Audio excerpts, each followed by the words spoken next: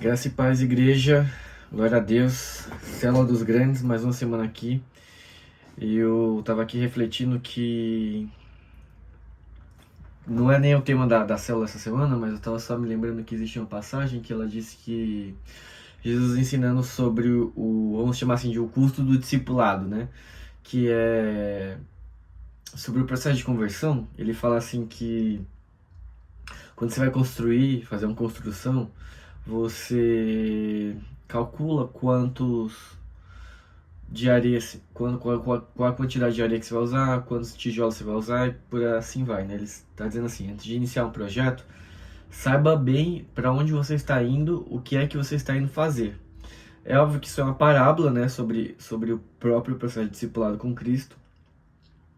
E um dos cálculos que eu fiz quando decidi abrir uma célula foi justamente de que isso me demandaria o tempo e a agenda necessária, a energia necessária para manter a constância, né? E a agenda e a constância, ele é só um dos pontos.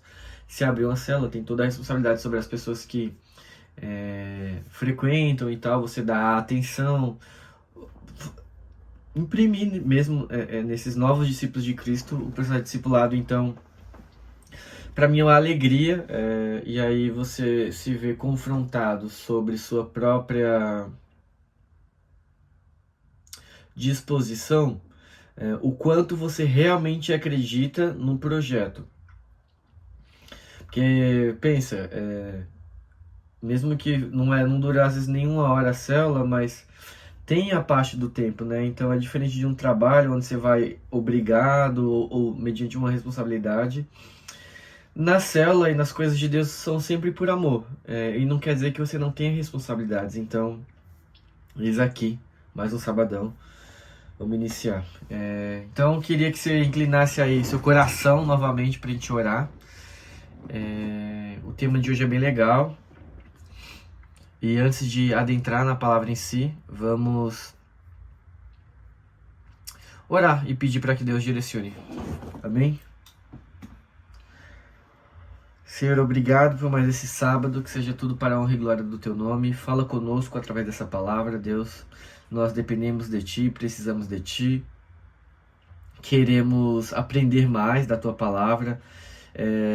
Quando a gente vai conhecer alguém, Senhor, não importa se é dentro de um relacionamento amoroso, de um relacionamento profissional, ou de pessoas que vão ser nossos amigos futuros, um dos pré-requisitos é conhecer a pessoa e passar tempo com ela, para que então ela ocupe um espaço na nossa vida.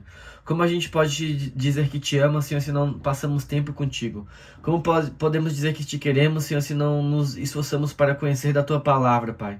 Então este tempo, Deus, é um tempo exclusivo e reservado para ti. Para trás ficam todas as preocupações, angústias, medos, Senhor, inseguranças. E este momento, Senhor, queremos dedicar somente a Ti. Por isso te pedimos, fala conosco, Senhor, nos ajuda, Pai. Em nome de Jesus, amém. A palavra de hoje, o tema dela é um portal. Ela está com base em Mateus, capítulo 26, do 36 ao 46. Que é um trecho da passagem de Jesus antes de ser crucificado. Vamos abrir lá? Se você está com sua Bíblia aí, por favor, abra ela agora. Se não tá, corre para pegar. Se está acompanhando pelo celular, então dá para abrir pelo aplicativo do celular. Mas não deixe de acompanhar pela própria Bíblia. Mateus 26, 36 diz: Então Jesus foi com seus discípulos para um lugar chamado Getsemane, ou Getsemane, e lhes disse: Sentem-se aqui enquanto vou ali orar. Levando consigo Pedro e os 2 filhos de Zebedeu, começou a entristecer-se e a angustiar-se. Disse-lhes então: A minha alma está profundamente triste, numa tristeza mortal. Fiquem aqui e vigiem comigo.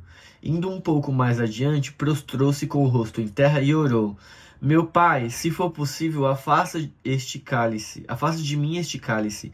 Contudo, não seja como eu quero, mas sim como tu queres. Depois, voltou aos seus discípulos e os encontrou dormindo. Abre aspas, vocês não puderam vigiar comigo nem por 1 hora? Fecha aspas, perguntou ele a Pedro. Abre aspas novamente, vigiem e orem para que não caiam em tentação. O espírito está pronto, mas a carne é fraca. E retirou-se outra vez para orar. Abre aspas novamente. Meu pai, se não for possível afastar de mim este cálice, sem que eu o beba, faça-se a tua vontade. Quando voltou de novo, os encontrou dormindo, porque seus olhos estavam pesados. Então os deixou novamente e orou pela terceira vez, dizendo as mesmas palavras. Depois voltou aos seus discípulos e lhes disse: vocês ainda dormem e descansam? Chegou a hora, eis que o Filho do Homem está sentado, entregue nas mãos de pecadores. Levantem-se e vamos. Aí vem aquele que me trai.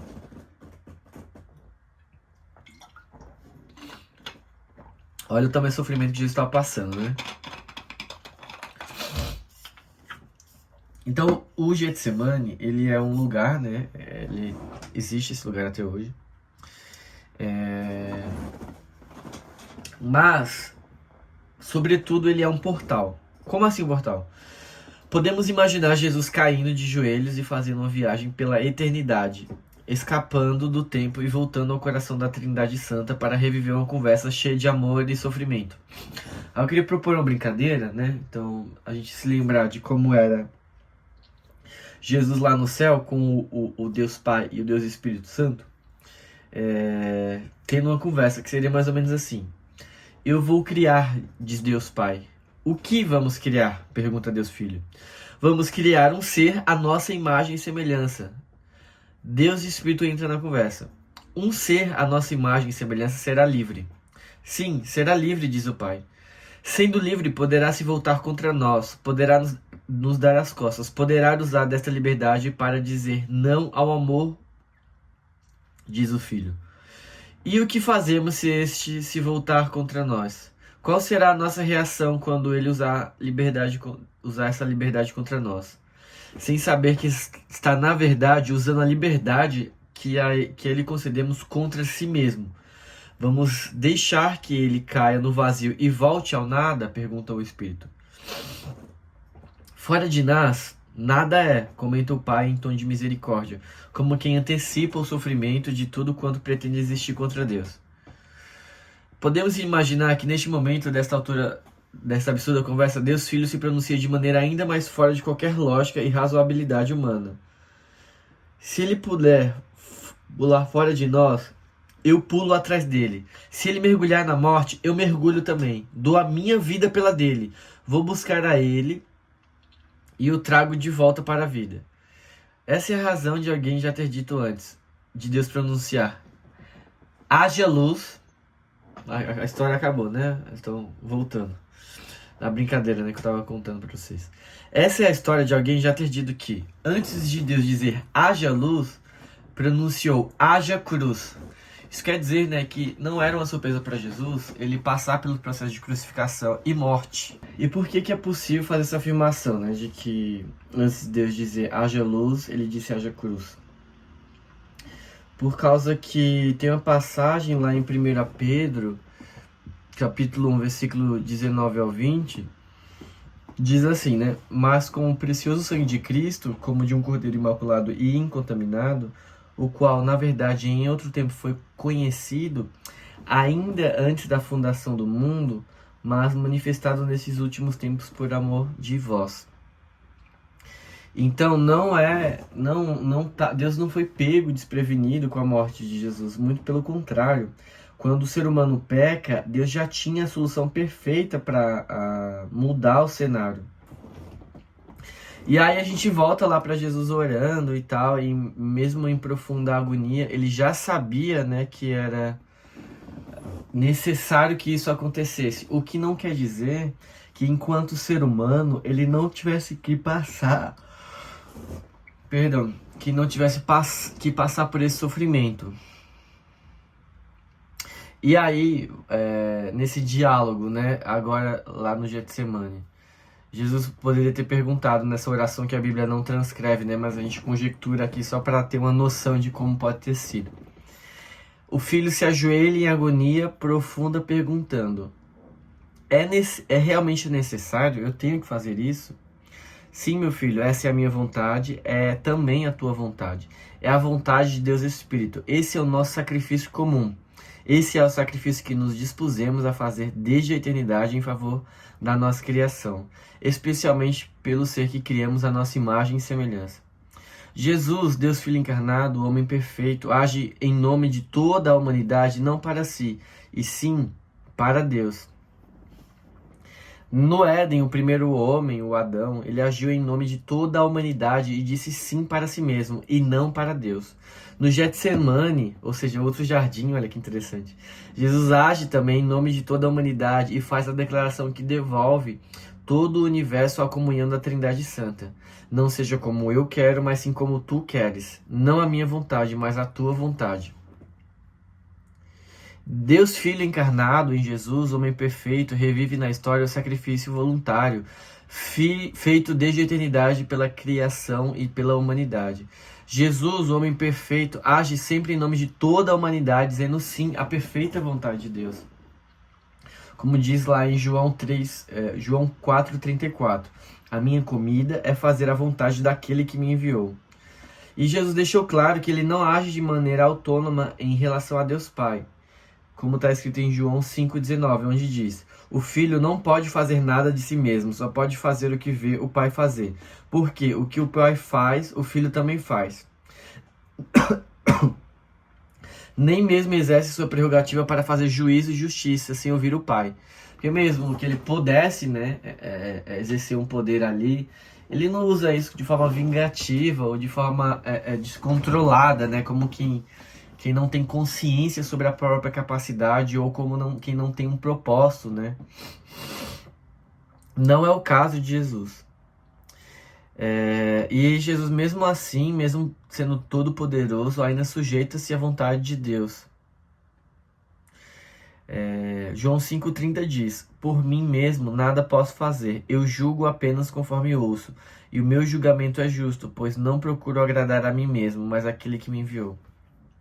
Então, mesmo podendo julgar, Jesus, ele ouve a vontade de Deus.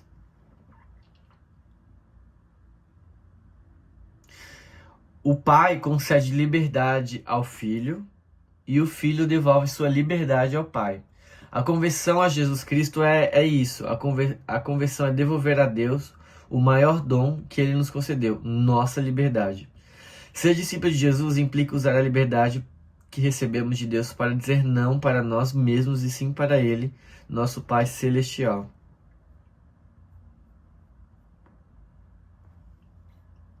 Para trazer o universo de volta para casa, Deus Filho se faz humano, na forma humana se faz servo, plenamente obediente ao Pai. Por isso tem poder de mergulhar na morte em nome e em busca de toda a humanidade. Em sua ressurreição, convida seus discípulos a que façam o mesmo. Diz que o caminho para a vida é a morte, morrer para si mesmo e viver para Deus. Cada discípulo de Jesus é chamado a seguir os seus passos, tomar a cruz, mergulhar na morte do ego e ressuscitar para a vida eterna. O caminho de Jesus é também o caminho de seus discípulos. Seguir a Jesus é devolver a Deus a liberdade que Ele nos deu e viver não para nós mesmos, mas para Deus. E a gente, para encerrar, queria deixar uma citação de C.S. Lewis que diz o seguinte: só há duas espécies de pessoas no final: aos que dizem a Deus, seja feita a tua vontade, e aqueles a quem Deus diz, a tua vontade seja feita. Os discípulos de Jesus sabem discernir as vontades e sabem qual delas deve prevalecer. Amém? Que bênção é então viver debaixo da graça de Deus.